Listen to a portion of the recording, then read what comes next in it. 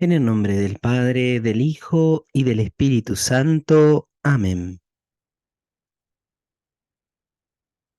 Bendito y alabado sea Jesús en el Santísimo Sacramento del altar.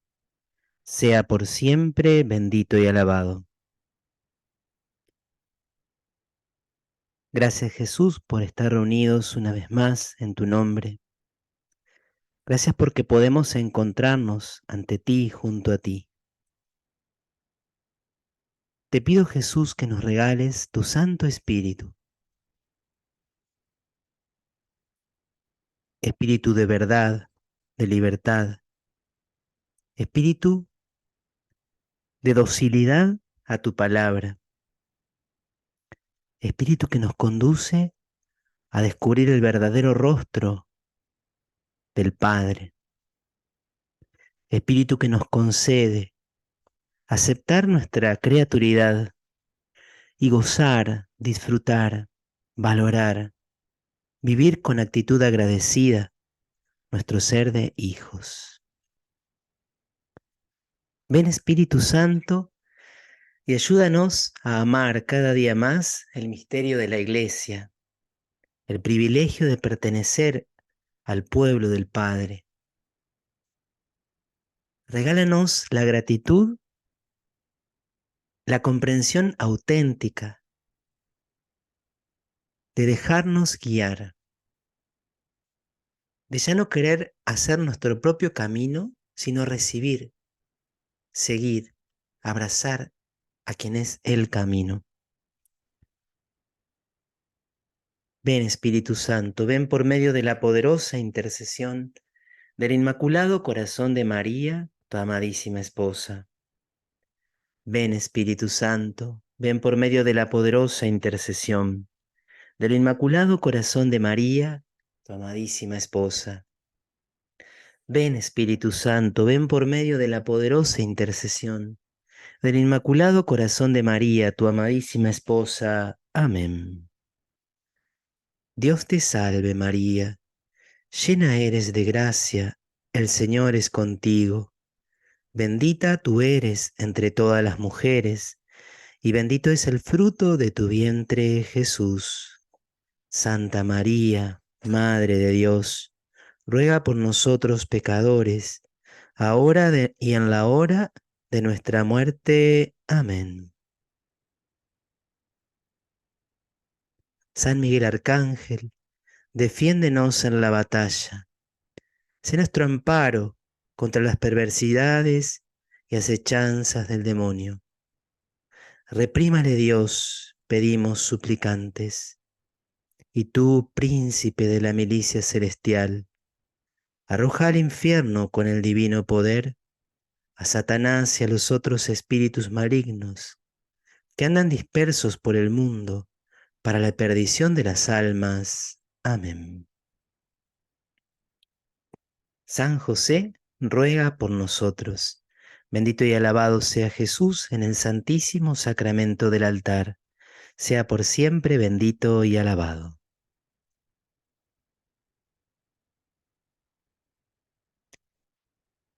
Bueno, muy pero muy buenas tardes a todos. Bienvenidos quienes pueden estar en este último, séptimo encuentro de nuestro curso Armas Ocultas de Satanás y a todos aquellos que van a ver este video luego en diferido. No estoy en Paraná, acabamos de terminar un retiro hace unas horas en Pilar, provincia de Buenos Aires, y ahora estoy en La Plata, también porque esta tarde vamos a dar unas charlas aquí en una parroquia de La Plata. Así que bueno, como verán, no estoy en mi casa, la escenografía es un poco diferente. Espero que el internet que generosamente me conceden aquí las hermanas pueda estar estable, así podamos desarrollar bien la clase. Y tenemos para hoy un encuentro donde mi principal motivo va a ser puntualizar algunos temas que habían quedado como en el aire, pero no he podido preparar en profundidad estos temas grandes de temáticas específicas de la nueva era, como era yoga, mindfulness, constelaciones familiares. Les prometí y lo voy a hacer, pero no lo voy a poder hacer hoy, porque me di cuenta cuando entré a investigar que necesitaba leer más del tiempo que disponía para hacer algo serio, fundamentado y completo. Por lo tanto, hoy lo que vamos a hacer es terminar de comprender y de recibir las enseñanzas de estos documentos de la Iglesia, que fundamentalmente son dos: Jesucristo, portador del agua de la vida, y el otro documento se llama Oraciones Formas, sobre la meditación cristiana. Este segundo documento es de una profundidad y de una belleza que realmente recomiendo no solo leerlo una vez, sino que el que pueda imprimirlo, ir desmenuzándolo, desglosarlo, porque es como que tiene tres niveles. A veces uno va a leer en el documento y pone control F en el buscador de internet y busca las palabras que quiere, a ver si nombra la palabra relajación o si nombra la palabra yoga o meditación zen, pero el documento es un pequeño tratadito sobre la oración cristiana y sobre el camino de crecimiento, de madurez al cual estamos todos invitados. Y entonces, si Dios quiere, para la semana próxima, no sé si llegaré para el lunes, pero en esos días de la semana próxima voy a preparar una clase extra de las 7 que estaban previstas, que también va a quedar grabada, la van a poder ver en el momento oportuno para cada uno, sobre estas otras grandes temáticas que me habían sugerido, me habían pedido, que me interesa mucho a mí también estudiarlas mejor en profundidad para dar una respuesta más certera. Así que, hechas las disculpas pertinentes, vamos a comenzar con la exposición de hoy, donde vamos a abordar algunos temas, sí, que son concretos, como por ejemplo, vamos a ver inmediatamente la cuestión de los ángeles, qué lugar ocupan los ángeles en la espiritualidad cristiana y qué lugar o de qué modo se comprende su culto, por llamarlo así, o el recurso a criaturas angélicas, qué lugar se les da en la espiritualidad de la nueva era. ¿M? Entonces, aquí tenemos un tema importante, bien concreto. A ver si ya puedo pasar la diapositiva. Espérenme un segundito. Segundo.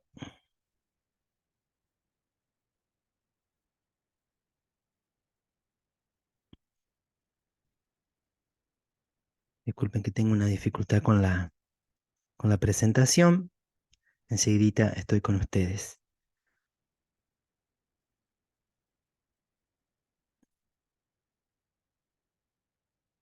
Pero vamos a comenzar también respondiendo así como de modo más concreto a esta pregunta que daba sentido también a nuestro curso. Espérenme que tengo una dificultad con el Canva. Van actualizando a veces los programas y van cambiando el modo en el cual uno los aprende a utilizar. ¿M? ¿Por qué decimos que es un arma oculta de Satanás?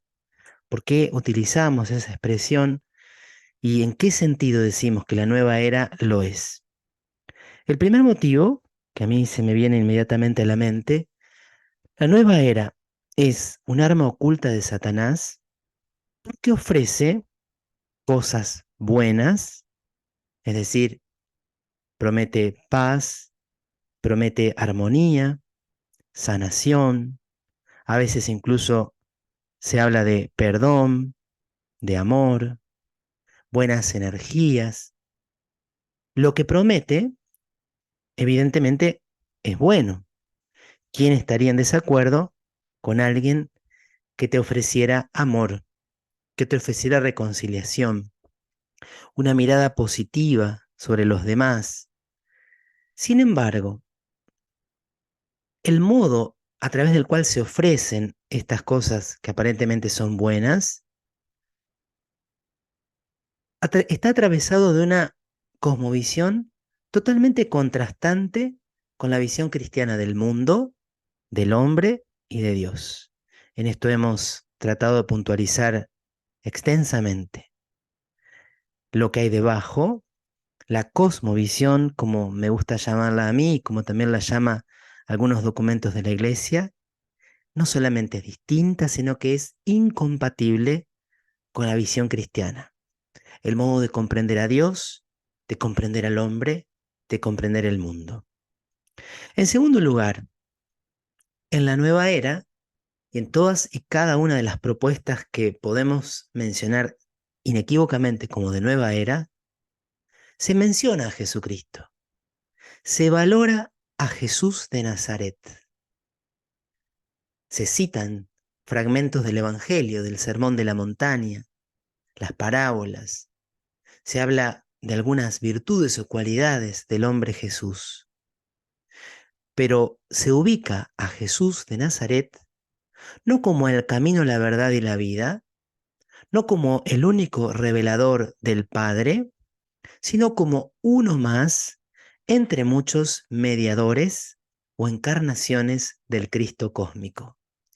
Se habla de un Cristo que es eterno, universal, pero ese Cristo se va manifestando, encarnando, se va haciendo presente a lo largo de la historia a través de diferentes canalizadores o mediadores. Jesús de Nazaret fue tan solo una manifestación parcial y por ende no completa de ese gran Cristo cósmico. Algunos autores de la nueva era dirán es la mayor, es la más perfecta de todas, otros dirán puede ser hasta ahora, pero no podemos cerrarnos a que haya una nueva e incluso superior manifestación de este Cristo cósmico. Por lo tanto, hay una disociación entre Jesús de Nazaret y este Cristo propuesto, promovido desde la visión de la nueva era. De manera que aquel que empieza a beber de estas fuentes ya no va a concebir a Jesús como la fuente definitiva de la revelación de Dios, como una fuente totalmente indudable de verdad. La palabra de Jesús ya no va a tener esa solidez que encontramos, por ejemplo, en el Sermón de la Montaña, cuando Jesucristo dice, el cielo y la tierra pasarán, mis palabras no pasarán. Para la visión de la nueva era, las palabras de Jesús pasarán y llegarán otras superadoras, mejores, más plenas. Ya no es Jesucristo el que tiene el único palabras de vida eterna.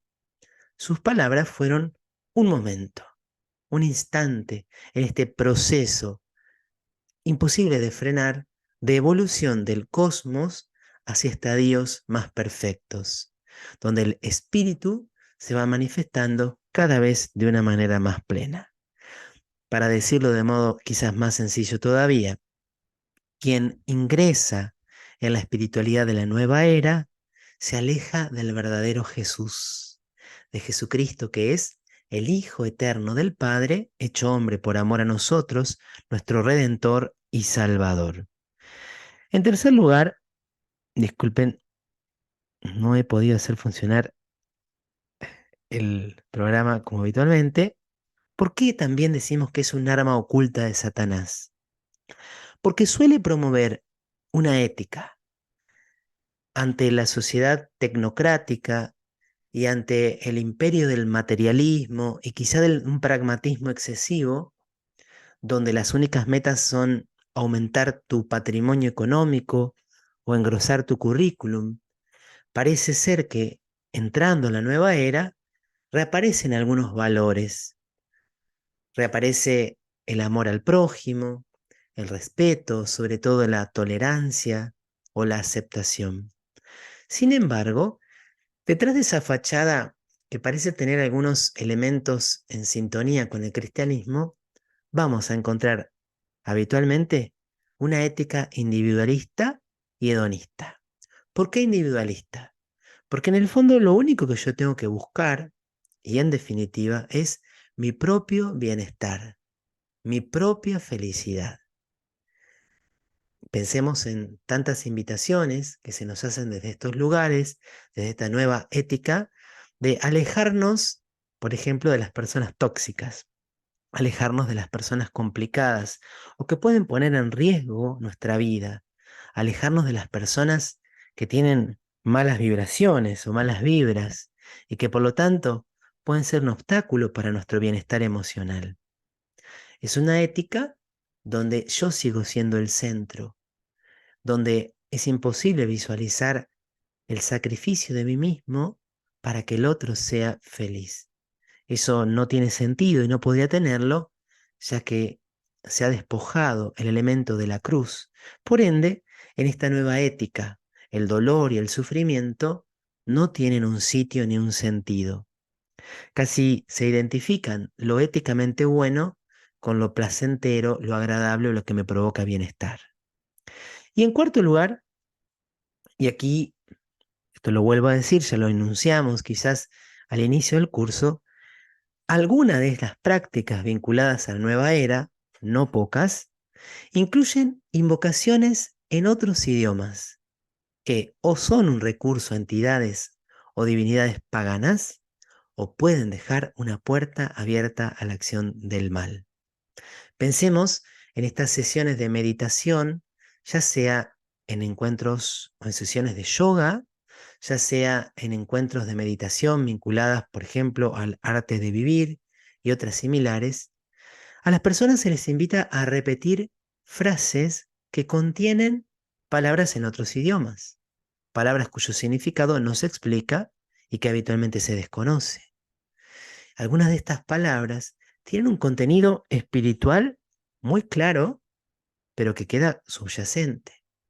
Nos contaba un sacerdote, el padre Cristian Cabrini, que es exorcista y que también se dedica a dar cursos de formación sobre estas temáticas, que en el segundo nivel del arte de vivir del Sri Sri Ravi Shankar, en la segunda etapa había un mantra que consistía en repetir esta expresión: yo me entrego totalmente a vos. Yo me entrego totalmente a vos. Había un tú. No era solo el encuentro con un fondo interior. ¿A quién se estaba entregando? Y allí queda una puerta muy, pero muy grande, en la cual podría darse una contaminación con la presencia del mal y hasta la posibilidad de una manifestación extraordinaria del maligno. Por ende, no es un juego esto de repetir mantras. No es un juego porque se pueden utilizar palabras que conducen a una realidad espiritual totalmente diferente del misterio de Dios revelado en nuestro Señor Jesucristo. Y entonces ahora vamos a tocar uno de los temas, sobre todo que tiene una gran beta comercial, que es la cuestión de los ángeles. En la nueva era, nos dice, esto está tomado textual de Jesucristo portador del agua de la vida, uno de los elementos más comunes de esa espiritualidad es la fascinación por las manifestaciones extraordinarias y en particular por los seres paranormales. Se quiere experimentar luz, calor, sensaciones, ensanchamiento, adormecimiento, descansos. Hay como una especie de obsesión por lo extraordinario.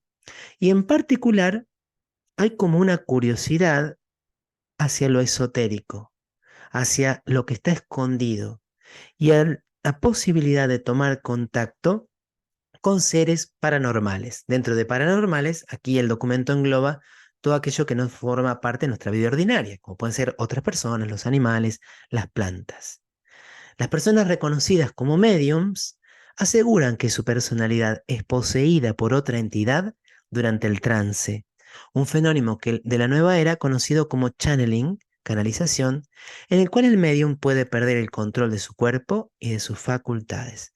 Aquí se tocan espiritismo y nueva era. De hecho, el padre Bernardo de Olivera, cuando hablaba del espiritismo, clasificaba y decía que uno de los tipos de espiritismo es el espiritismo vinculado a esta espiritualidad difusa que llamamos nueva era. Cuando en la nueva era, entonces, se habla de los ángeles, no estamos hablando de lo mismo que cuando nosotros lo hacemos desde la cosmovisión cristiana. En la nueva era se lo hace de modo poco sistemático, no se los define y no se cita, por supuesto, las Sagradas Escrituras para comprender su naturaleza. Las distinciones en ese ámbito no siempre se consideran útiles, sobre todo si son demasiado precisas. Y aquí cita el documento un texto de un autor de Nueva Era. Hay muchos niveles de guías, entidades, energías y seres en cada octava del universo. Están allí, atención, para que los escojas y elijas según tus propios mecanismos de atracción y repulsión. Una innumerable cantidad de seres invisibles, a veces asociados a elementos de la naturaleza, como lo vimos en un encuentro anterior, a veces recibiendo nombres bíblicos, por ejemplo, en la nueva era se venera a Miguel, Gabriel y Rafael, pero se añaden a esos tres nombres que son los únicos específicos en las Sagradas Escrituras, otros más. Allí había puesto la imagen, pero no se cargó, como el ángel Chamuel o como el ángel Gamaliel, todos terminados en él, porque sabemos que la terminación él en hebreo significa Dios. Sin embargo, en las Sagradas Escrituras solo se nos ha revelado el nombre de tres ángeles en momentos muy específicos de la historia de la salvación. Ahora, lo que es muy típico de este modo de comprender a los ángeles es que no son ayudas para que nosotros nos encontremos con el Padre, el Hijo y el Espíritu Santo. No son una ayuda para que yo realice la voluntad de Dios, sino que tenés como en un supermercado, en una góndola, un montón de seres, de entidades intermedias, para que los escojas y elijas según tus propios mecanismos de atracción, repulsión. Ángeles o entidades paranormales a mi propia medida. Cuando la nueva era, perdón, estos seres espirituales a veces son invocados de manera no religiosa como una ayuda para la relajación, con vistas a mejorar la toma de decisiones y el control de la propia vida personal y profesional. Se los invoca en un momento donde uno se siente muy tensionado para que a nivel corporal o afectivo, psicoafectivo, me proporcionen paz. Para mejorar la toma de decisiones se pide como la guía y el control de la propia vida. ¿Mm? Hay una invocación. Entonces, atención, algunas personas, esto está todo cita textual del documento Jesucristo portador del agua de la vida. Algunas personas que han sido testigos de estos acontecimientos no dudarían en afirmar que las manifestaciones son efectivamente espirituales, o sea que algo pasa, pero no proceden de Dios, a pesar del lenguaje de amor y luz que suele usarse casi siempre. Probablemente sea más correcto referirse a ello como una forma contemporánea de espiritismo, más que una espiritualidad en sentido estricto. Otros amigos y consejeros del mundo del espíritu entonces son los ángeles que se han convertido en centro de un nuevo negocio de libros e imágenes. ¿Mm? Son entidades intermedias que no tienen nada que ver con aquello que la Sagrada Escritura nos dice de los ángeles. Aquí entonces yo quiero citar, porque me parece que complementa muy bien, el documento Directorio de Liturgia y Piedad Popular. Y teniendo en cuenta esto, cuando nosotros invocamos a supuestos arcángeles o ángeles por su nombre y ellos no están así en la Sagrada Escritura, hay un riesgo muy real de estar invocando ángeles caídos, ángeles que no han mantenido su fidelidad a Dios, sino que se han rebelado contra Él.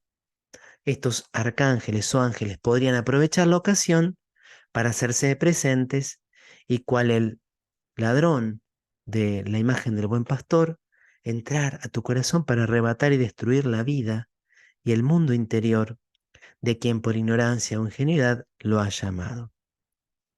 Entonces, ¿qué nos dice el documento Jesucristo portador del agua de la vida? ¿De qué manera nosotros, por ejemplo, podemos cultivar el vínculo, en este caso con los ángeles custodios? Pero me encantó porque le pone nombre y hace ver lo irreconciliable que es la visión de la nueva era del cristianismo. La devoción a los ángeles custodios da lugar a un estilo de vida caracterizado por devoto agradecimiento a Dios que ha puesto al servicio de los hombres espíritus de tan gran santidad y dignidad. Sí, tenemos un ángel custodio. Se le ha dado como misión ayudarnos a alcanzar la vida eterna, llegar al cielo, poder un día contemplar cara a cara al Dios uno y trino. No son ayudas para que hagamos nuestro propio capricho o para que simplemente alcancemos metas intrahistóricas, sino para llevarnos a la eternidad feliz con Dios. Y cómo no vivir entonces en gratitud a este Dios que nos quiere ayudar, poniendo a nuestro servicio a estos, a quien de alguna forma también podríamos llamar hermanos. La presencia de los ángeles junto a nosotros implica un estilo de vida donde hay espacio para la compostura y la piedad. Esto era muy típico en la espiritualidad benedictina, cuando ellos iban al canto coral a celebrar la liturgia de las horas. San Benito les decía, tengan en cuenta que estamos cantando, como dice el Salmo 137, en presencia de los ángeles. Tener conciencia de que ellos están aquí conmigo me puede ayudar a vivir bien, a darle un sentido positivo y pleno a cada una de mis decisiones. También en esta actitud de serena confianza, incluso al afrontar situaciones difíciles, porque el Señor guía y asiste al fiel en el camino de la justicia directamente, pero también mediante el ministerio de los ángeles. Cuando tengo que atravesar esas oscuras quebradas, cuando tengo que ir a abrazar la cruz, el dolor, la enfermedad, no estoy solo. Dios me acompaña también a través de los ángeles. Y en este documento se advierte contra dos posibles desviaciones. Entonces, para nosotros los que estamos acá escuchando esta charla, ¿es legítimo recurrir a los ángeles? Por supuesto que sí. Es un culto legítimo y saludable, pero puede dar lugar a desviaciones. Señala dos que me han parecido también muy perspicaces. Una desviación es que se formase en nuestro espíritu una idea errónea, pensando que el mundo y la vida están sometidos a tensiones demiúrgicas, a la lucha incesante entre espíritus buenos y malos, entre ángeles y demonios, en la cual el hombre resulta arrollado por poderes superiores a él, ante los que no puede hacer nada. Esta concepción, en cuanto elimina la responsabilidad del fiel, no se corresponde con la auténtica visión evangélica de la lucha contra el maligno, que exige del discípulo de Cristo un compromiso moral, una opción por el Evangelio, humildad y oración. Lo he visto esto en mi vida pastoral muchísimas veces.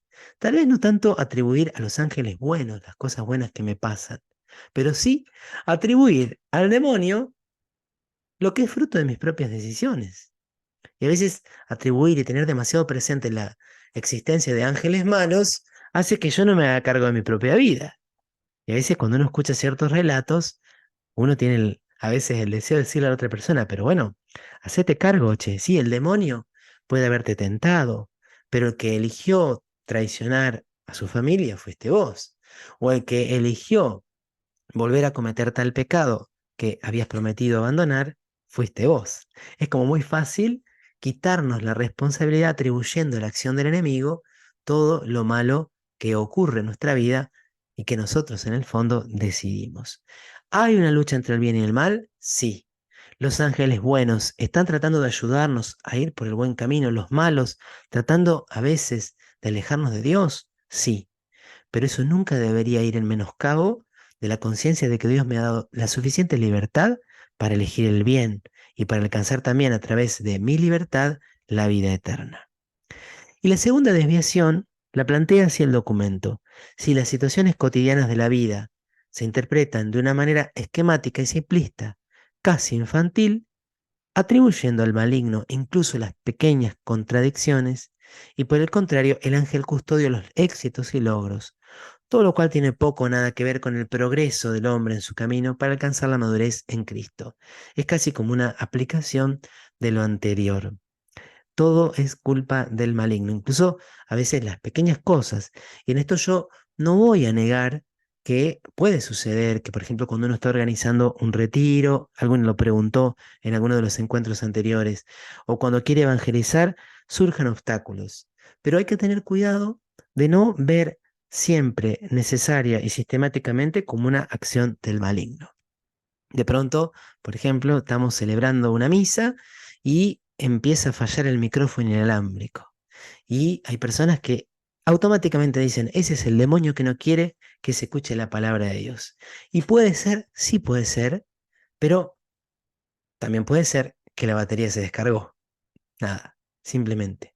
Porque si no, nosotros entramos a darle quizás demasiado poder al enemigo, atribuyéndole absolutamente todo lo que nos ocurre cuando estamos organizando algo para Dios, para evangelizar. A veces donde es clarísimo, pero muchas veces tenemos que evitar ser nosotros los que le ponemos la etiqueta de una acción extraordinaria de Satanás a las pequeñas contrariedades que forman parte de la vida cristiana también. Y aquí es donde de manera explícita el documento dice esto. Hay que rechazar el uso de dar a los ángeles nombres particulares, excepto Miguel, Gabriel y Rafael, que aparecen en la escritura. Hace un tiempo se había puesto como de moda que le digamos, por ejemplo, le decíamos a los niños, ponele nombre a tu ángel de la guarda. Decile al ángel de la guarda cómo lo querés llamar. Y de hecho, quiero reconocer aquí ante ustedes que una vez yo le había puesto nombre a mi ángel de la guarda, porque en un retiro nos habían sugerido que esa podía ser una buena opción. En sí, por supuesto que no es un grave pecado, pero no sería algo conforme a la manera en que nosotros tenemos que tratar a los ángeles. ¿Y por qué? ¿Por qué no es conveniente ponerle nombre a los ángeles? Algunos van a decir y van a dar esta explicación. No es conveniente, no es coherente ponerle nombre a los ángeles porque nosotros somos, tenemos que decirlo así, en cierta manera, inferiores a los ángeles. Dios en el paraíso le dice al ser humano que le ponga nombre a los animales. ¿Y por qué? Porque el ser humano tenía una naturaleza superior a la de los animales. En cambio, al hombre no le dice que le ponga nombre a los ángeles. Eso por un lado. Poner nombre, en el fondo, es como al otro considerarlo como inferior. Porque si yo le pongo el nombre, es como lo que lo estoy domesticando. Pero además, y aquí estaba la otra cuestión más bien de índole espiritual, al ponerle nombre, nosotros estamos corriendo el riesgo de estar invocando a un ángel, a un arcángel, que no sea efectivamente un arcángel bueno, un arcángel que haya permanecido fiel a Dios, sino de estar invocando, llamando ingenuamente o inocentemente a un ángel o a un arcángel que se ha rebelado contra él. Estaba tratando de solucionar este problemita que tengo hoy con la presentación, pero parece que no va a ser posible. Discúlpeme, no me quería resignar, eh, pero vamos a tener que aceptarlo simplemente. Alguno de ustedes va a pensar, ese fue el enemigo que no permite que la placa funcione. Creo que fue que llegué muy cerca de la hora y no pude tener todo preparado como me gusta antes de comenzar. Pero puede ser enemigo, ¿no? Así que vamos a dejar el beneficio de la duda. No obstante, no nos va a impedir que podamos desarrollar y podamos seguir desenmascarándolo, como estamos tratando de hacer. Entonces, finalizado este pequeño repaso de la doctrina sobre los ángeles, ahora me tocaba y quería citar el documento en una parte que también me gustó muchísimo cómo lo plantea, porque si bien yo creo que a esta altura ninguno de ustedes va a tener duda de que no se puede ser católico y adherir a la nueva era, ¿sí? Creo que todos ya a esta altura, y sobre todo con lo que vimos en el encuentro pasado, de ir comparando las doctrinas de uno y otro, ya no debe tener dudas. Pero el documento lo plantea de modo aún más explícito. Dice así, Cristo o Acuario. ¿Se puede ser de Cristo y de la era de Acuario o no? La nueva era, dice el documento, siempre tiene que ver con alternativas. Una visión alternativa de la realidad, una visión alternativa de los dogmas del progresismo, una visión alternativa de la salud, de la medicina y una visión alternativa también de la espiritualidad. Las alternativas no ofrecen dos posibilidades, sino únicamente la posibilidad de escoger una cosa frente a la otra. Eso es una alternativa. O esta o aquella. No puedes simultáneamente estar en las dos. No puedes estar en las dos veredas al mismo tiempo. Tenés que elegir. En términos religiosos, la nueva era ofrece una alternativa a la herencia judeo-cristiana. Esto tiene que quedar clarísimo. Hay una superación. Y al decir superación, desde la nueva era se está haciendo una valoración negativa sobre la herencia judeocristiana. Sí, vamos a recoger pequeños versículos de Jesús, pero bueno, San Pablo, bueno, a lo sumo tiene algunos textos medio místicos, San Pablo, pero en otros, donde se muestra intolerante y radical, y donde habla de la conversión y de dejar el hombre viejo y las obras de la carne, está superado. Eso fue un momento en la evolución histórica. La visión judeocristiana necesita ser dejada atrás. La era de Acuario entonces se concibe como la que sustituirá a la era de Piscis, predominantemente cristiana. Los pensadores de la nueva era son plenamente conscientes de esto. Algunos de ellos están convencidos de que es inevitable el cambio que se avecina, mientras que otros están además activamente comprometidos en su llegada. Para algunos entonces la nueva era va a llegar, inevitablemente. Otros dicen, no, tenemos que hacer que llegue, haz que suceda. Quienes se preguntan si es posible creer al mismo tiempo en Cristo y en Acuario, conviene que sepan que se hallan ante una alternativa excluyente, out, o esto o aquello. No debemos olvidar nunca que muchos de los movimientos que han alimentado la nueva era son explícitamente anticristianos, explícitamente.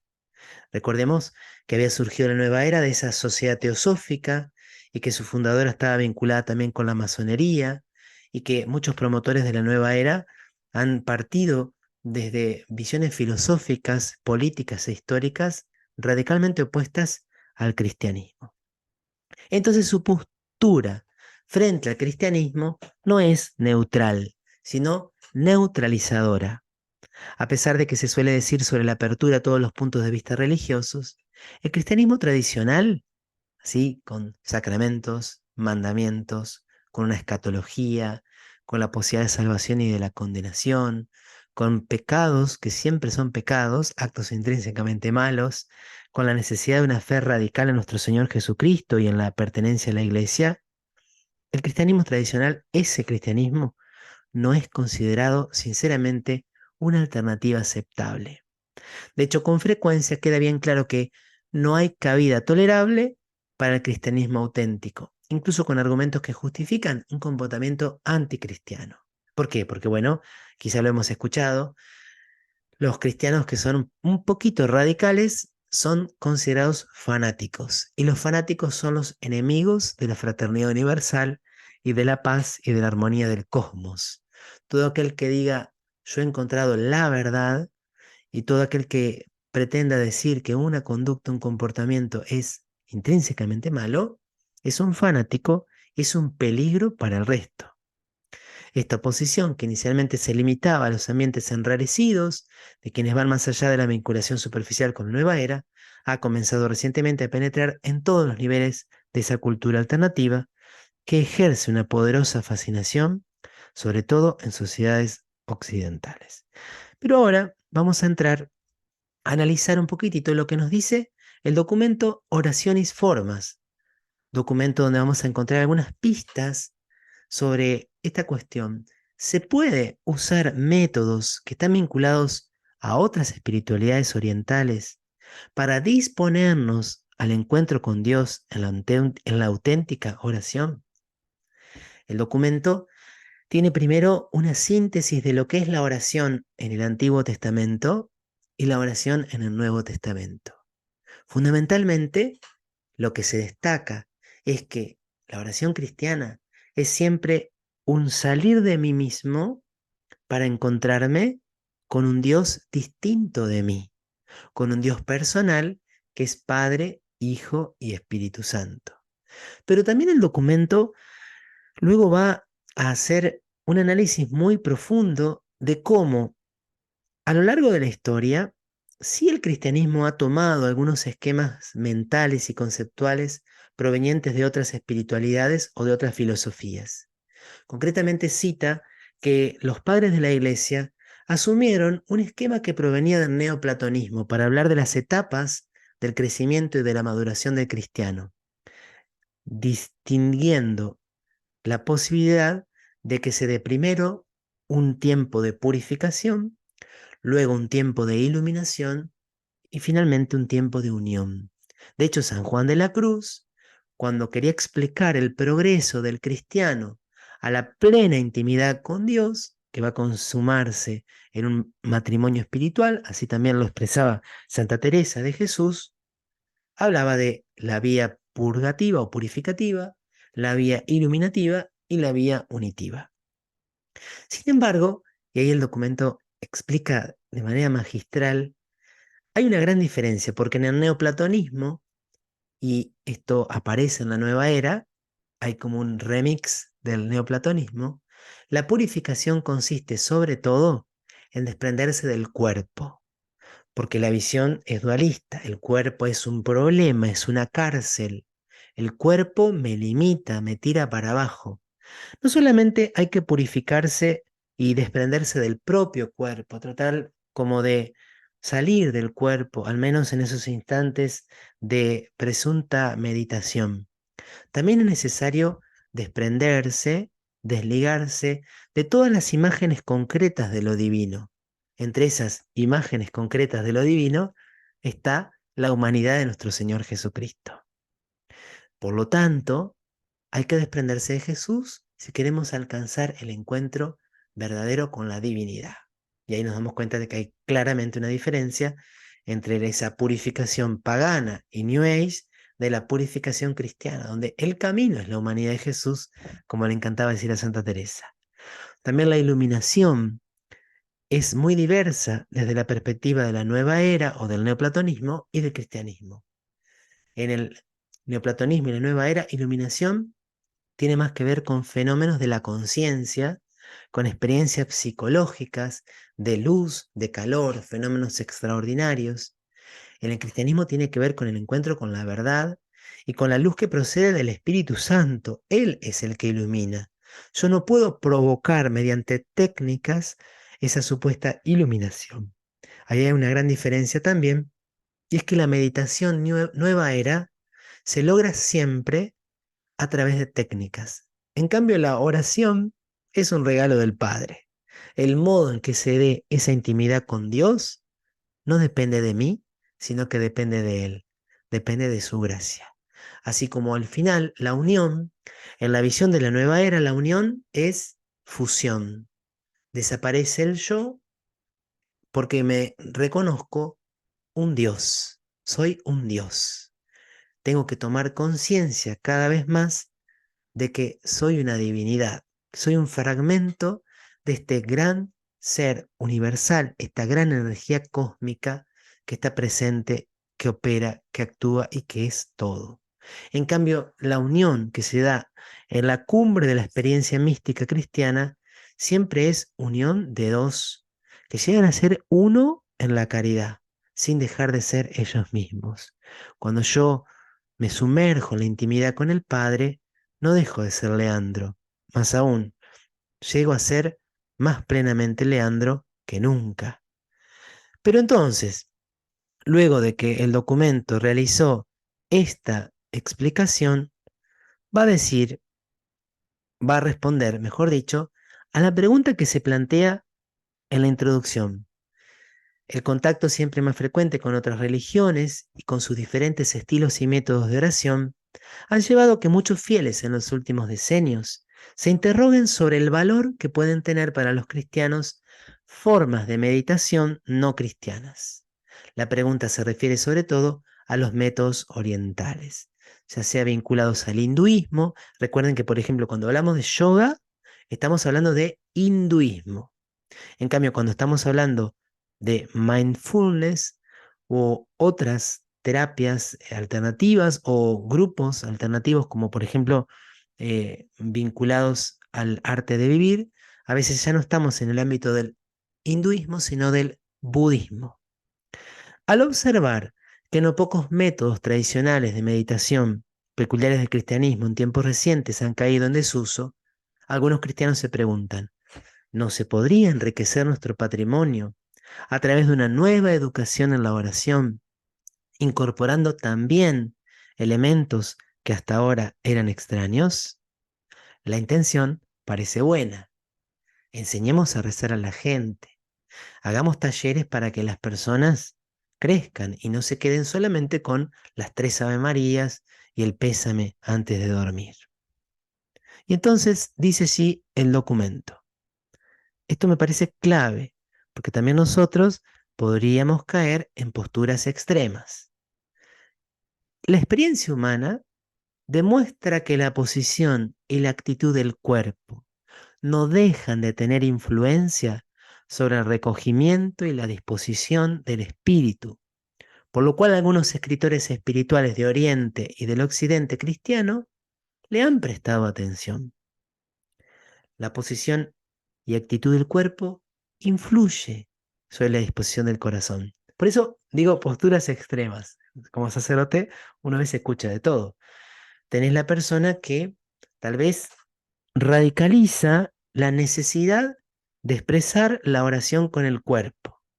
Y a veces se da en grupos de oración donde parece que si uno no levanta las manos, no va a poder encontrarse con Dios, porque de cierto modo se presiona. A la gente se la hace sentir mal si no levanta las manos o no pone sus manos con las palmas hacia arriba. Pero del otro lado, como otra postura extrema, está de aquel que dice, eso es toda una pavada.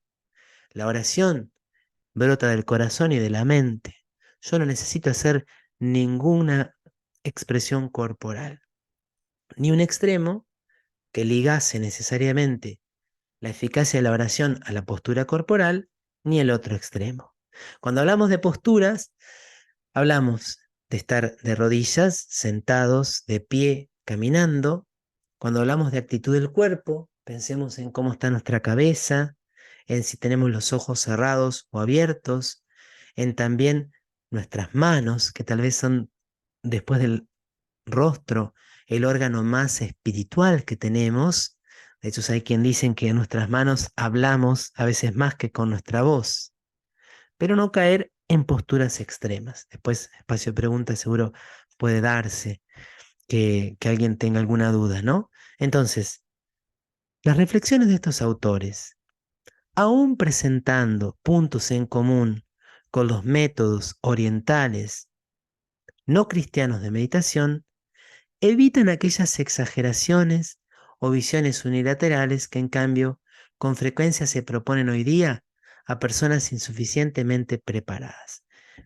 Fíjense que el documento lo que plantea no es aquí, vamos a ver las espirituales orientales y a tomar de ellas el valor de las posiciones y posturas corporales. Hablan de autores espirituales cristianos, católicos, tanto de Oriente como de Occidente, que han prestado atención, con la gran ventaja de que no caen en exageraciones al hablar de estos temas. Los autores espirituales han adoptado aquellos elementos que facilitan el recogimiento en la oración, reconociendo al mismo tiempo su valor relativo.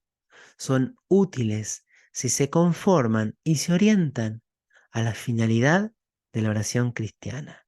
¿Cuál es la finalidad de la oración cristiana? Ponerme en contacto con el Padre a través de Jesucristo, en el Espíritu Santo, y hacer la voluntad de Dios. La finalidad de la oración cristiana no es que Dios haga mi voluntad, sino que yo haga la suya, acepte y haga su voluntad. La finalidad de la oración cristiana es ser un lugar de amor a Dios y el espacio de capacitación para amar al prójimo. Entonces las técnicas, los métodos, los elementos que facilitan el recogimiento en la oración tienen un valor no absoluto, sino relativo. Lo que les da su valor es si se conforman a la finalidad de la orientación cristiana. San Ignacio de Loyola diría, tanto cuanto. Tanto son valiosos cuanto me ayudan a cumplir la finalidad de la oración cristiana y tanto no lo son cuanto me alejaran. El documento pone un ejemplo, el ayuno cristiano. posee ante todo un significado de un ejercicio de penitencia y de abstinencia. Esa es la principal o la más nítida razón por la cual los cristianos podemos ayunar. Pero también para los padres de la iglesia, especialmente los padres del desierto, el ayuno estaba orientado a ser más disponible al hombre para el encuentro con Dios y al cristiano más capaz de dominio de sí mismo y simultáneamente más atento a los hermanos necesitados. Y esta dimensión, podríamos así decir, horizontal del ayuno, yo me hago austero, soy capaz de renunciar también para ayudar a mis hermanos, yo soy capaz de moderar el placer que me provoca la comida, yendo incluso un poquito más allá, al punto de sentir un poco de hambre, para experimentar mi hambre de Dios, para crecer en autodominio, pero también porque el embotamiento de los sentidos que puede provocar demasiada comida puede nublar mi espíritu en el encuentro con mi Padre. Entonces, el ayuno cristiano está allí no como un elemento dualista. Hay que ayunar porque el cuerpo es la cárcel del alma y entonces yo someto el cuerpo para que se libere el espíritu. No, no, no. Es otro el sentido. En la oración, el hombre entero debe entrar en relación con Dios. Hombre entero es toda mi realidad, cuerpo, afectividad y espíritu. Por consiguiente, también el cuerpo debe adoptar la postura más propicia al recogimiento. Tal posición puede expresar simbólicamente la misma oración, variando según las culturas y la sensibilidad personal.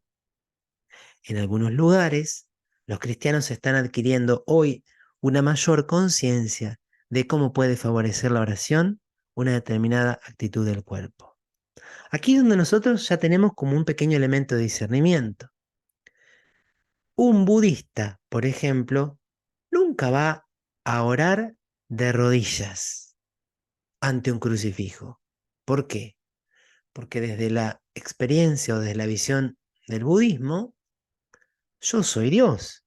O en todo caso, si tengo que encontrarme con algún tipo de Dios, ese Dios está dentro de mí. Por eso la postura clave va a ser una postura centrada en mí, en mi propio yo, en mi propio espacio interior.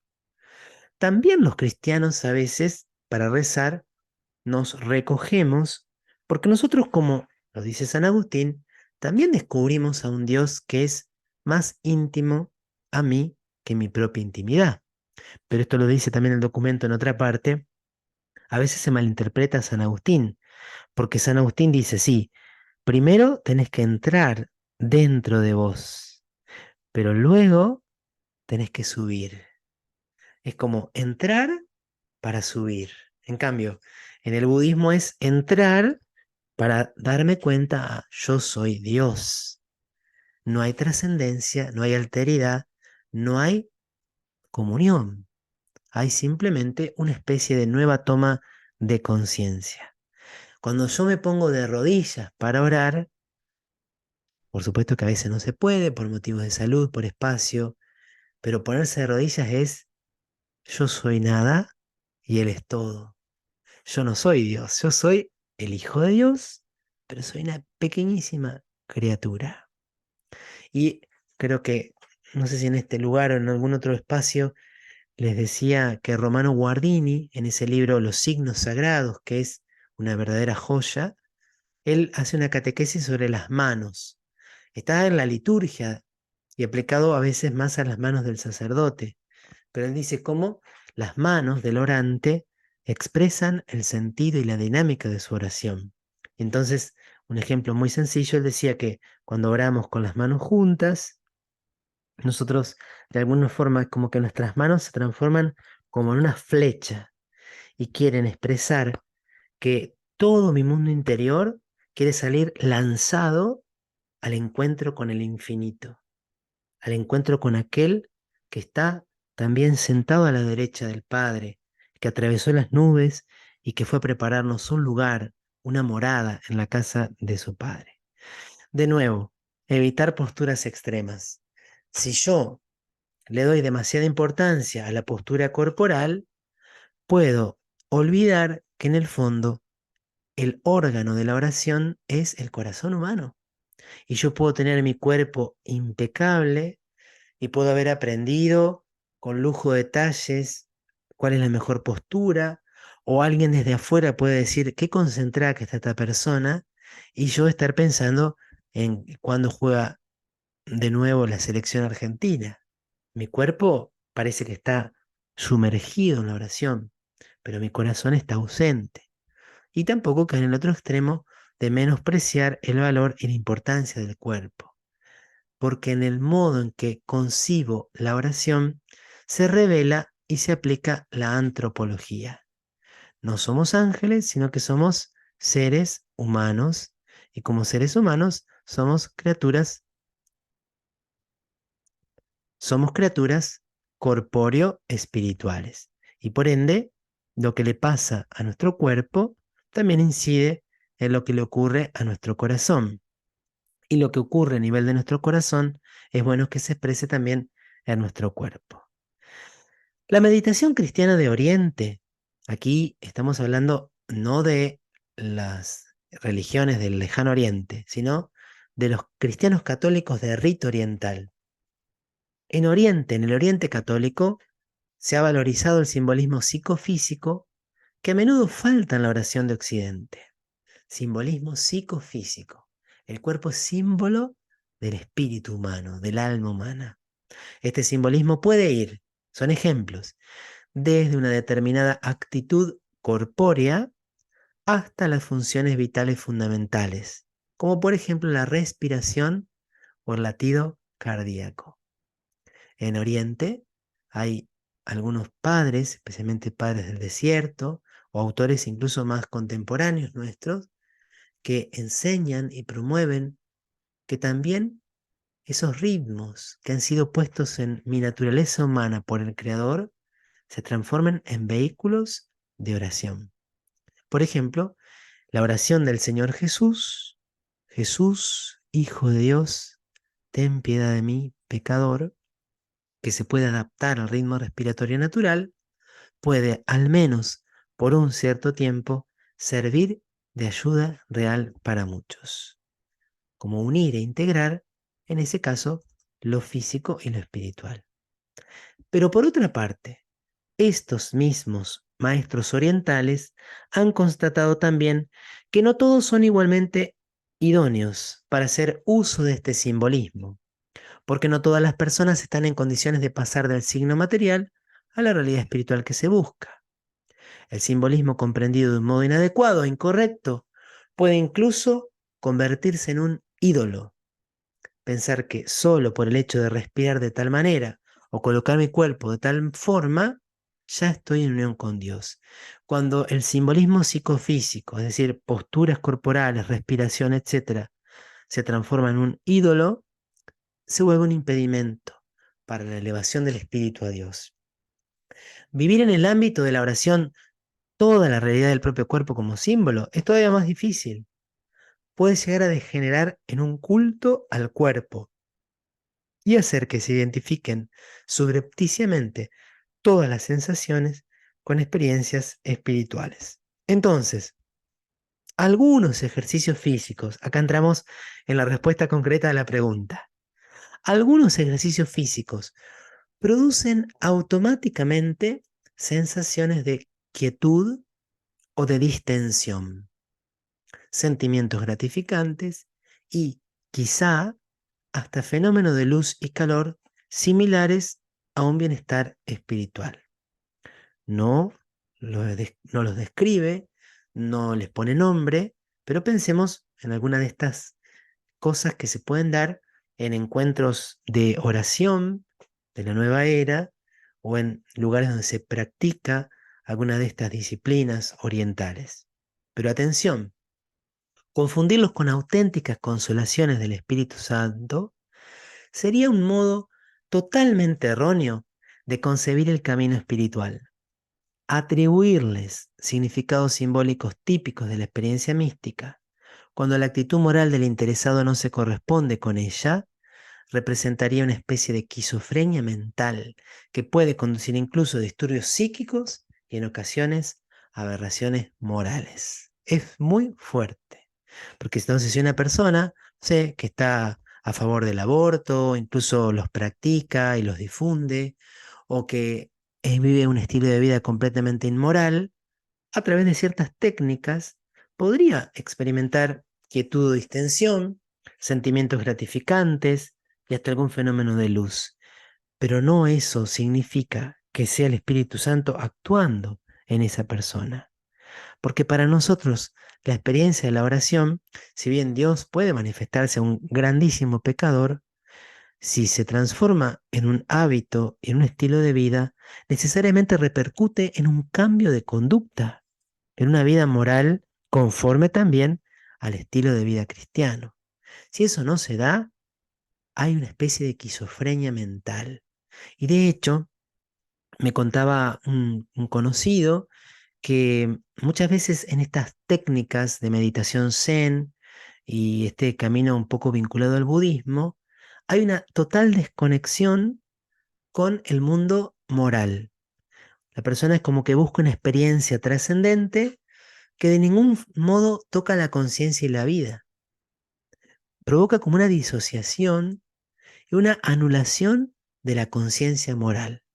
La persona puede ser un sicario, pero no percibe ni siquiera un atisbo de culpa y se consuela o queda como de algún modo legitimado porque en estos espacios y a través de estas técnicas parece o cree experimentar algún tipo de manifestación de lo divino.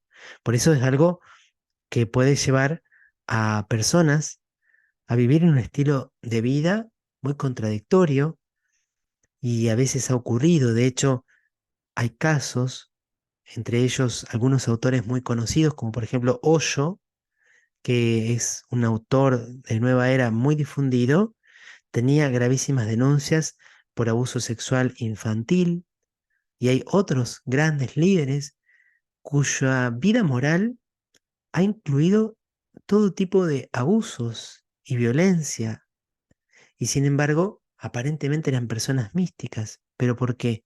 Porque hay como una ruptura, como un dualismo muy evidente.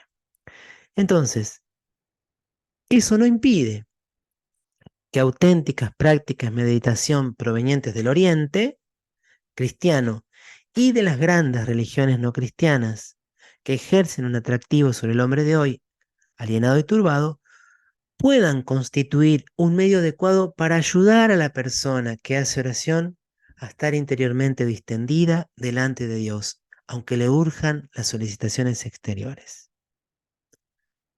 Hoy, todos lo sabemos, ustedes quizá más que yo, se vive de un modo muy acelerado, muy apurado, vamos como todo el tiempo corriendo detrás de las cosas, hay un altísimo nivel de estrés que casi es la enfermedad o el clima en el cual vivimos los hombres y mujeres del siglo XXI. Dice el documento que entonces estas prácticas pueden constituir un medio para que la persona esté interiormente distendida, como que pueda por un instante como serenarse, aquietarse y dejar de estar preocupada por el mundo exterior, por lo que tiene que hacer después. Sin embargo, y aquí viene, creo que lo más nuclear que quiero que retengamos de este documento, es preciso recordar que la unión habitual con Dios, o esa actitud de vigilancia interior y de invocación de la ayuda divina que en el Nuevo Testamento viene llamada la oración continua, no se interrumpe necesariamente, ni siquiera cuando hay que dedicarse, según la voluntad de Dios, al trabajo y al cuidado del prójimo, según exhorta el apóstol: ya comáis, ya bebáis o hagáis cualquier otra cosa, hacedlo todo para gloria de Dios. Efectivamente, la oración auténtica, como sostienen los grandes maestros espirituales, suscita en los que la practican una ardiente caridad que los empuja a colaborar en la misión de la Iglesia y al servicio de sus hermanos para mayor gloria de Dios. Es que yo puedo estar profunda e íntima y plenamente unido a Dios, también y a veces sobre todo cuando estoy sirviendo a mis hermanos o trabajando en la evangelización. Y aquí hay una gran diferencia. Para estas visiones no existiría otro modo de alcanzar la unión con Dios sino en esa suerte de vacío mental, en esta apertura como a una especie de nirvana, así se lo llama en algunas corrientes del budismo. Desde la mirada cristiana, yo puedo estar muy pero muy unido a Dios cuando estoy inclinado curando las llagas físicas o espirituales de mis hermanos. Por ende, no hay una disociación entre la fe, la oración y la vida moral. De modo que se puede recurrir a ciertas técnicas para la relajación, para distenderme antes de orar. Pero recordá que la postura corporal, la respiración y el poder concentrarte un poco no son oración. Y en segundo lugar, es siempre infinitamente preferible recurrir a autores católicos, cristianos católicos, de Oriente o de Occidente, que uno mismo, casi confiando demasiado en su propio criterio, diga, no voy a tomar esto del budismo, pero no voy a hacer budismo. Es que esas técnicas están pensadas, esas técnicas de respiración o de relajación, están pensadas en una cosmovisión. Y es muy difícil tomar un solo elemento sin traer algo del conjunto. Lo que nos va a decir después el documento Jesucristo, portador del agua de la vida, es que justamente lo que tenemos que hacer es conocer mejor nuestra propia tradición. Allí el cardenal Ratzinger, en este documento que estoy citando, habla cómo aquello que hoy se busca en espiritualidades orientales lo tenían de un modo muy formulado los padres del desierto, que hablaban de la esiquía como una especie de serenidad interior, de quietud, como disposición previa para el encuentro con Dios. Y antes de pasar al siguiente punto, no te olvides que no necesariamente la calidad de tu oración pase por la quietud, por la serenidad, por la concentración, porque la oración también es un combate.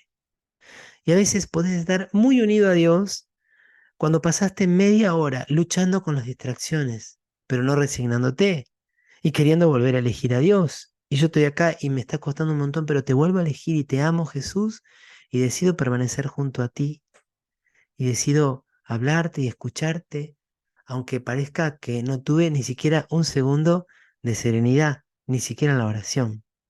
Yo puedo estar íntimamente unido a Dios, postrado en una cama de un hospital, o muy enfermo, o incluso estando muy angustiado. Porque si yo le digo a Dios en medio de mi angustia, toda mi vida es tuya, que se haga tu voluntad, estoy unido al Padre, mucho más que si yo estando en una suerte de equilibrio emocional, le dijera que no a hacer su proyecto sobre mí.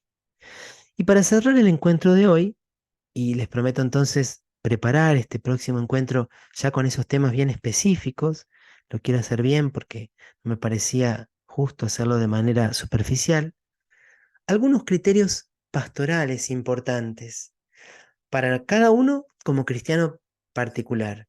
Para los de ustedes que formen parte de apostolados, de grupos, de movimientos, incluso dando ideas. Los que trabajan en parroquias, propuestas, ideas. Dentro del vasto movimiento de la nueva era. Primer criterio. No todas las personas ni todas las cosas están vinculadas de la misma manera a las teorías del movimiento. ¿Mm? Por eso, fíjense, la etiqueta nueva era con frecuencia se aplica mal o se extiende a fenómenos que pueden ser clasificados de otra manera. Incluso se ha abusado del término nueva era para demonizar ciertas personas o prácticas. Cuidado, que esto pasa también en la iglesia. Y a veces podemos decir, no, cuidado con tal sacerdote porque ese sacerdote anda en la nueva era. Y capaz que te había citado un padre del desierto del siglo IV que hablaba de algo vinculado a la oración. Pero claro, como a mí me sonó raro, yo dije, me parece que eso es nueva era. Tenemos que ser cuidadosos, porque acá podemos pecar y gravemente. Pues, sabemos, la difamación o la calumnia pueden llegar a ser pecados graves. A veces dentro de la iglesia hay personas que les gusta, que disfrutan, que se sienten muy cómodos con estilos de oración más clásicos, más tradicionales, y puede pasar que fácilmente, cuando ven a alguien que ora de un modo distinto, digan, esto es nueva era. O sea, hay personas que dicen, bueno, a mí me gusta rezar en el jardín del fondo de casa, porque yo lo encuentro a Dios presente en la naturaleza. Y quizá viene otro y dice, eso es nueva era. Che, pero pará, pero que San Ignacio también le gustaba rezar en el parque o caminando. El cura de Ars le gustaba rezar caminando, se iba a un bosque y se encontraba con Dios en el bosque. Entonces el cura de Ars también era nueva era. Por eso, mucho cuidado antes de aplicar la etiqueta nueva era a personas o actividades, salvo que nosotros tengamos pruebas fehacientes o que sea clarísima su vinculación con este modo de ver las cosas. Es esencial entonces examinar si los fenómenos vinculados a este movimiento, aunque de manera tangencial, reflejan una visión cristiana de Dios, la persona humana y el mundo, o están en conflicto con ella. La mera utilización del término nueva era de por sí no significa nada.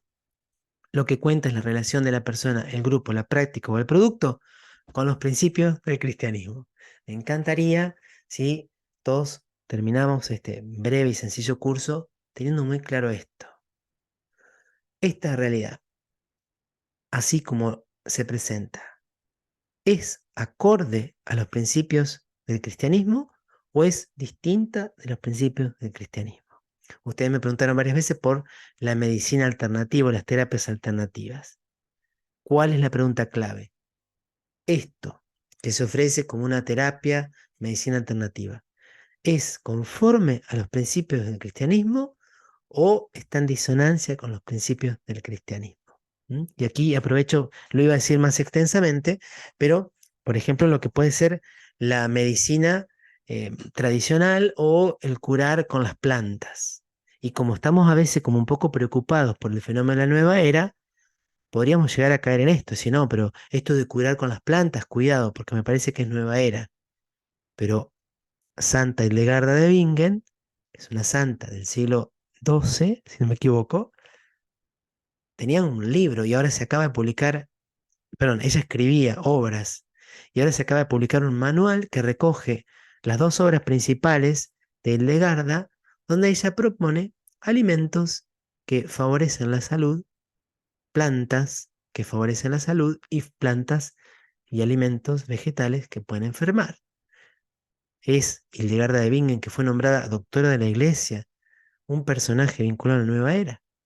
Por eso, lo que tenemos que examinar es, acá lo dice clarito, si la persona, el grupo, la práctica o el producto son conformes o no con los principios del cristianismo.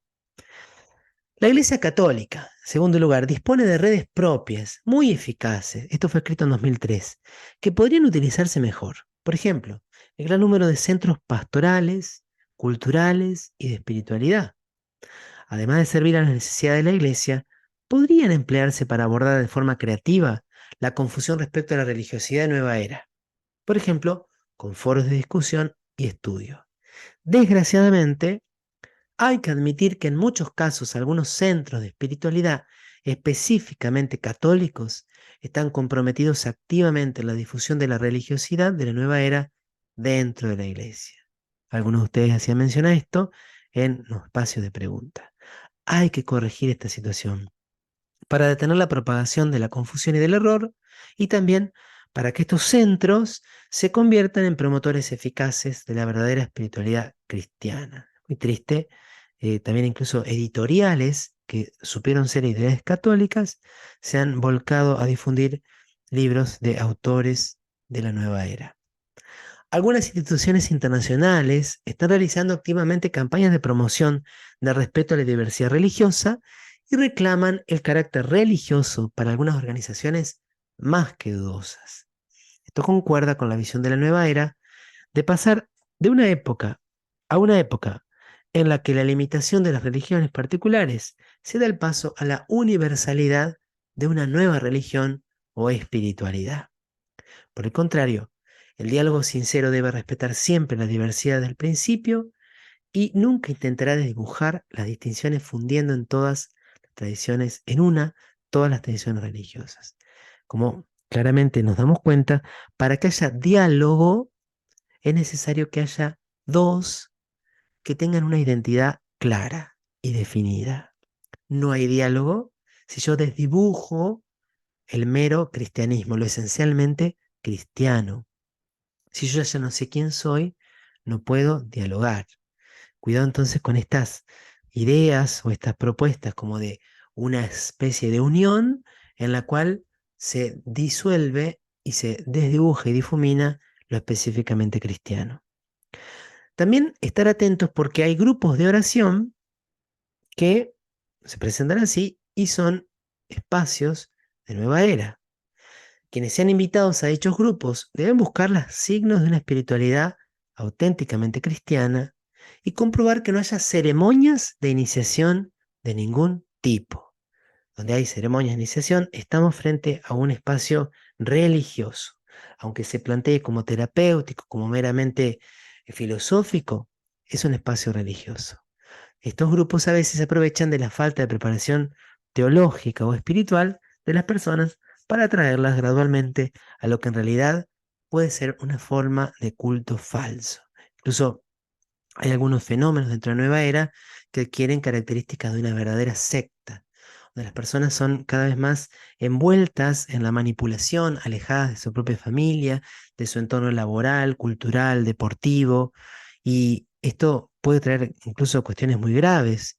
A veces, cuando por ejemplo en algunos lugares se hace una opción decidida por las medicinas alternativas, a las personas se las convence de que abandonen sus tratamientos médicos. No, porque a través de esto te vas a curar.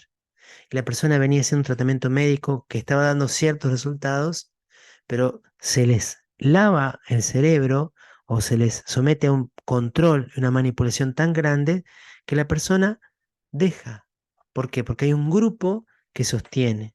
Así que en eso tener como mucho cuidado. Comienzan como grupos de oración, con contención, con alegría, con armonía, pero pueden ser verdaderos infiernos. Y de hecho hay personas que han salido de tipo de grupos y dan testimonios verdaderamente aterrorizadores, ¿no? Entonces, grupos de oración solo para un cristiano, aquellos que tienen una identidad cristiana bien nítida. Muchas personas están convencidas de que no hay peligro alguno en tomar prestados elementos de la sabiduría oriental. Esto retomaría el tema que vimos anteriormente. Sin embargo, fíjense que aquí se la juega el documento y dice, el caso de la meditación trascendental y todo lo que ha ocurrido en torno a ella, debería invitar a los cristianos a ser más cautos ante la posibilidad de filiarse sin saberlo a otra religión, en este caso el hinduismo, pese a que los promotores de la meditación trascendental insistan en su neutralidad religiosa. Lo vendían así, lo vendían como algo no religioso, meramente psicológico, de autocontrol, de gobierno emocional, de expansión de la mente, pero terminaban todas las personas embarcadas en un camino espiritual hinduista. Entonces, el aprendizaje de la meditación en sí mismo no plantea problema alguno, pero el objeto o el contenido del ejercicio determinan claramente si se establece una relación con el Dios revelado por Jesucristo o bien con alguna otra revelación o simplemente con las profundidades ocultas del yo. Vamos a meditar. Bueno, pero ¿qué? ¿Vamos a meditar los misterios de la vida de Jesús? ¿Vamos a acercarnos a María para que nos enseñe a escuchar la voluntad del Padre? ¿O vamos a buscar otras entidades? ¿O vamos a simplemente hacer una fuga hacia mi propio mundo interior para quedarme así encerrado y aislado? También dice el documento, hay que prestar el debido reconocimiento a los grupos cristianos que promueven el cuidado de la tierra como creación de Dios. El respeto a la creación también debe abordarse creativamente en las escuelas católicas. De hecho, la ecología, como cuidado del medio ambiente y cuidado de la tierra, es nuestra. ¿Por qué? Porque en las Sagradas Escrituras dice que Dios puso a Adán en el jardín del Edén para que lo cuidara y lo cultivara. Y nosotros creemos que toda la creación es como una gran liturgia de alabanza para el Padre, como dice el cántico de los tres jóvenes en el horno en el libro de Daniel. Toda la creación canta a Dios. Y si se destruye una especie, si se rompe el equilibrio de las cosas como las creó Dios, es como una orquesta a la cual le faltan instrumentos. Y además en la relación mía con las cosas también se manifiesta mi entidad moral. Si yo soy cruel con los animales, si yo destruyo especies por destruirlas, es muy posible que haga lo mismo con personas. Pero cuidado, gran parte de lo que proponen los elementos más radicales del movimiento ecológico es difícilmente conciliable con la fe católica. Lo veíamos cuando hablábamos de la masonería y leíamos ese discurso del secretario de la ONU. El cuidado del medio ambiente, en general, es una señal oportuna de una renovada preocupación por lo que Dios nos ha dado, quizá incluso una señal del necesario cuidado de la creación. La ecología profunda, sin embargo, se basa con frecuencia en principios panteístas y en ocasiones gnósticos. Cuidado con lo de la Pachamama, mucho cuidado. Cuidado con lo de la Madre Tierra o celebrar el Día de la Tierra, porque los que promueven la celebración del Día de la Tierra no van a promover de ninguna forma, sino que van a ser enemigos de Dios Padre. La Madre Tierra en sustitución de Dios Padre. La tierra no es madre. Dios es nuestro Padre, María es nuestra madre. La tierra es inferior al ser humano. Desde la cosmovisión cristiana, un solo ser humano vale más que toda la creación material junta. Eso es un grave error que no debemos nosotros consentir, ni siquiera con las mejores intenciones. El comienzo del tercer milenio, nos decía también el documento, ofrece un auténtico kairos. Recuerden la diferencia entre cronos, que es simplemente el tiempo como un transcurrir, la sucesión de las horas y los días, y el kairos es el tiempo salvífico, el tiempo de la gracia.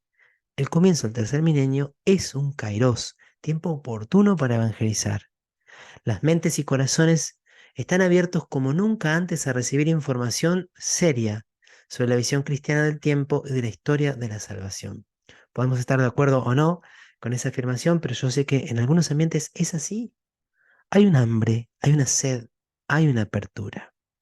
La prioridad, atención, sobre todo aquellos de ustedes que sean de algún apostolado, no debería consistir tanto en poner de relieve las carencias de otros enfoques, sino más bien regresar constantemente a las fuentes de nuestra propia fe, volver al tesoro del Evangelio, redescubrir ese cofre preciosísimo que está oculto en el campo de nuestra fe, pero que todavía a veces no hemos encontrado.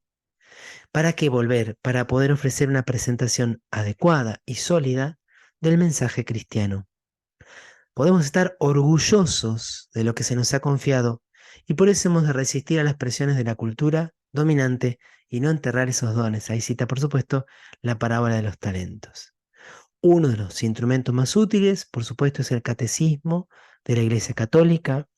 También la herencia de caminos de santidad en la vida de cristianos del pasado y del presente, las vidas de los santos, nuestros héroes, nuestros genios, los verdaderos arquetipos de lo masculino y de lo femenino, de la vida activa, de la vida mística, de la vida contemplativa, del servicio, de la caridad, del apostolado. Volvamos a leer a los santos. Ahora, gracias a Dios, tenemos también recursos audiovisuales interesantes. Hay algunas productoras católicas que están lanzándose a hacer cosas cada vez más logradas. Promovamos la vida maravillosa de estos testigos del Evangelio. También dice el documento, allí donde el rico simbolismo cristiano, sus tradiciones artísticas, estéticas y musicales es desconocido o ignorado, han de realizar una enorme labor en beneficio propio y definitivo de aquellos que buscan una experiencia de una mayor conciencia de la presencia de Dios. El arte. Hay otro documento más o menos de esa época, 2005, que se llama La Via Pulchritudinis, es decir, el camino de la belleza para la nueva evangelización. El diálogo entre los cristianos y personas seducidas por la nueva era tendrá mayores garantías de éxito si tiene en cuenta la atracción que ejerce en el mundo de las emociones y el lenguaje simbólico. Y esto forma parte también de la propuesta cristiana. No forma parte si nos quedamos solo en las emociones, pero puede ser que también la experiencia de muchos católicos haya sido un cristianismo demasiado racional, demasiado doctrinal, demasiado intelectual. También es cierto que en algunos ambientes ha faltado la formación doctrinal e intelectual. El combo cristiano incluye todo: la belleza de los sentidos, la apertura del corazón a dejarse transformar por esos nuevos deseos que vienen del espíritu, la comprensión de la verdad en el plano intelectual.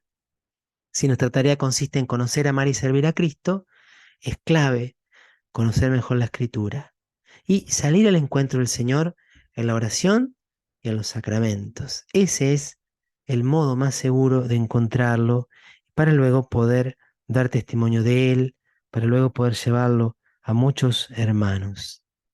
Tal vez la medida más sencilla y la más obvia y urgente es aprovechar al máximo las riquezas de la espiritualidad cristiana. Las grandes órdenes religiosas, pensemos, ¿no? Qué maravilla, ¿no? Esas ciudades, no es el caso de Paraná, pero sí, por ejemplo, ya Santa Fe, ni hablar Córdoba, Tucumán, Buenos Aires, donde están presentes las familias. Están los franciscanos, están los dominicos, están los mercedarios, están los jesuitas, están los carmelitas, están los redentoristas. Grandes órdenes religiosas que tienen ricas tradiciones de meditación y espiritualidad. Y podría esto hacerse más asequible mediante cursos o periodos de permanencia en sus casas, en el caso, por ejemplo, de los benedictinos, las benedictinas, ofrecidos a personas con auténtico espíritu de búsqueda. Esto ya ocurre, pero se puede hacer aún mejor. Ayudar a las personas en su búsqueda espiritual, ofreciéndoles técnicas ya aprobadas y experiencias de auténtica oración, para poder abrir un diálogo que revelaría las riquezas de la tradición cristiana y tal vez clarificaría en ese mismo proceso muchas cuestiones planteadas por la nueva era. Finalmente, el catecismo toma una imagen, el documento, que compara las religiones tradicionales y particularmente el catolicismo con una catedral. En cambio, la nueva era es como una feria donde vos te puedes encontrar de todo. Bueno, ahí no sé si la imagen es de una feria, quise poner una feria, pero entonces, ¿qué es lo que nos pide Jesús en este tiempo? Quedarnos dentro de la catedral enojados y tristes porque las personas ya no vienen a la catedral, pero que en realidad no saben lo que hay dentro de la catedral, y criticar y denunciar a todos los que están en la feria ofreciéndoles cosas a la gente y por qué hacen eso y por qué hacen esto otro. Dice el documento: salgamos de la catedral, salgamos al encuentro de aquellos que están en la feria, les están vendiendo pescado podrido, decimos nosotros acá en Argentina, ¿no? En la feria es como una especie de la salada, ¿no? Espiritual, porque le están vendiendo cosas a gran precio a veces, pero de mala calidad. Y les están vendiendo no la verdad y la belleza y el bien en plenitud, porque no les están ofreciendo a Jesucristo en su totalidad. Salgamos a la feria, mostremos que hay algo más, evangelicemos, ofrezcamos y pidámosle a Dios ser entonces en esto ser esta iglesia en salida, que no esconde ni guarda para sí los tesoros que le han sido confiados, sino que los comparte con todos, porque son para todos. Finalizamos entonces con una oración y les doy la bendición pidiendo que nos quede esto como un fuego. Pero primero yo debo conocer a fondo mi propia fe, enamorarme cada día más del cristianismo y de Cristo y de toda la riqueza del Evangelio y de la tradición, para poder compartirla con todos aquellos que están buscando el rostro del verdadero Dios. Gloria al Padre y al Hijo y al Espíritu Santo, como era en el principio, ahora y siempre, por los siglos de los siglos. Amén. Que la bendición de Dios Todopoderoso, Padre, Hijo y Espíritu Santo, descienda sobre ustedes y permanezca para siempre. Amén.